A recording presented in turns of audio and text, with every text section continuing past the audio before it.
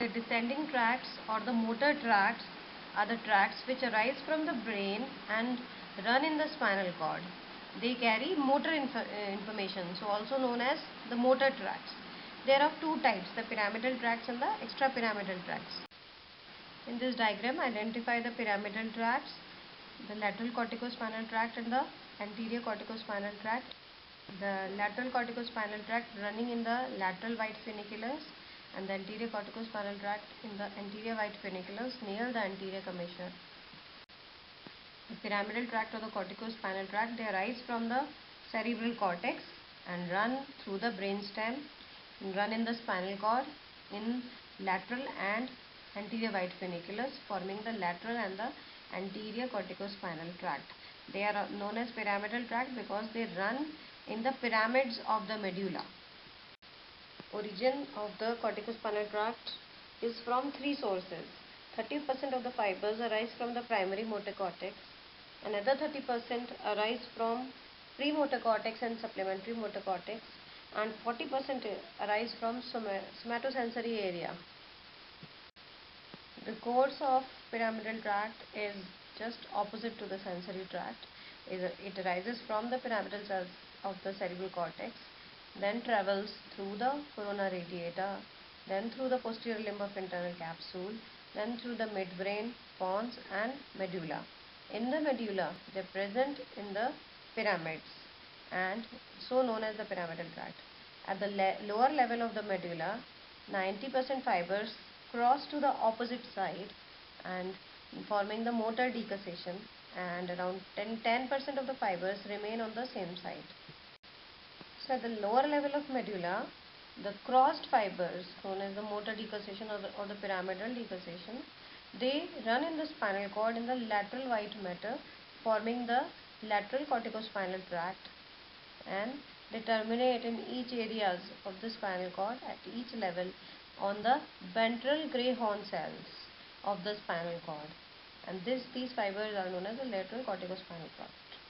The 10% uncrossed fibers, they descend in the spinal cord in the anterior white matter, forming the anterior corticospinal tract, and when they reach their level, then these fibers first cross the midline and terminate on the ventral horn cells of the opposite side of the spinal cord, and then they supply the limb.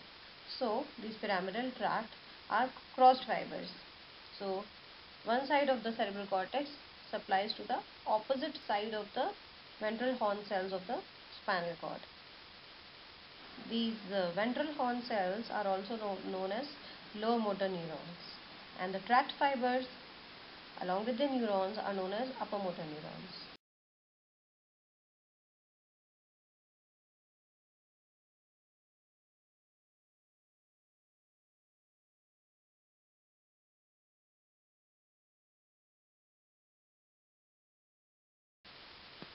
So, to summarize, the corticospinal tract or the pyramidal tract, it arises in the cerebral cortex, pyramidal cells from 30% from primary motor cortex, 30% from premotor and the supplementary motor cortex, and 40% from the somatosensory area. After origin from the cerebral cortex, they travel in the corona radiata, posterior limb of internal capsule.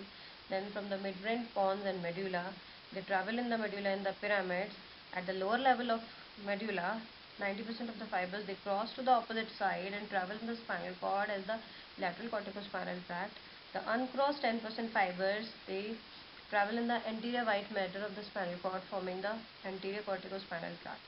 At the level of termination, these fibers of the lateral corticospinal tract, they terminate on the same side in the ventral horn cells, and the anterior corticospinal tract, they cross the midline and terminate on the ventral horn cells or the lower motor neurons. This is the course or track pathway of corticospinal tract. Some of the fibers of the corticospinal tract, when arising from the cerebral cortex, passing through corona radiata, posterior limb of internal capsule, when they reach the brainstem, they end up in the motor nucleus of the cranial nerve supplying the face. So these fibers, they cross the midline and end on the motor nucleus of these various cranial nerves. This tract now is known as corticonuclear tract or the corticobulbar tract. Their function is similar to the corticospinal tract, and they supply the muscles of the face. The function of corticospinal tract is to control the voluntary fine-scaled movements of the body. Interruption of these tracts on the pathway leads to interruption or paralysis of the muscle concerned. As the fibers of these tracts are very closely packed in the internal capsule and in the brainstem, small lesion can lead to widespread paralysis of the muscles. Some salient features of this tract are that the fibers of this tract are unmyelinated and at birth, and myelination starts after 2 weeks, postnatal weeks of birth, and is completed till 2 years of age. That is why Babinski sign is negative in infants, because myelination of these nerve fiber is not yet complete. Most of the fibers of this corticospinal tract are small diameter, while 20% of the fibers are large diameter fibers. What are lower motor neurons and what are upper motor neurons? The lower motor neurons are the neurons that are present in the ventral gray horn of the spinal cord. That is, they are the alpha and the gamma motor neurons, and along with their axons, till they supply the particular muscle, is known as the lower motor neurons. And the upper motor neurons are the neurons which innervate the lower motor neurons. That is, they arise from the motor cortex and they end up either in the cranial nerve nucleus or they end up in the spinal cord. So these neurons along with their axons or the nerve fiber, till they travel in the brainstem and the spinal cord, is known as the upper motor neuron. Difference in the lesions of the upper motor neuron and lower motor neuron. First of all, extent of paralysis. As the upper motor neuron, it controls large number of muscles, so the paralysis will be widespread. Whereas the low motor neuron of that level supplies only a few muscles, so the paralysis will be restricted to small number of muscles.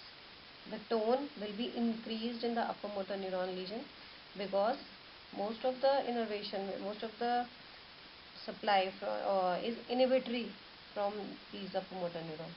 So removal of inhibitory activity influence on the lower motor neuron leads to increased tone. Hence hypertonia is a feature of upper motor neuron lesion.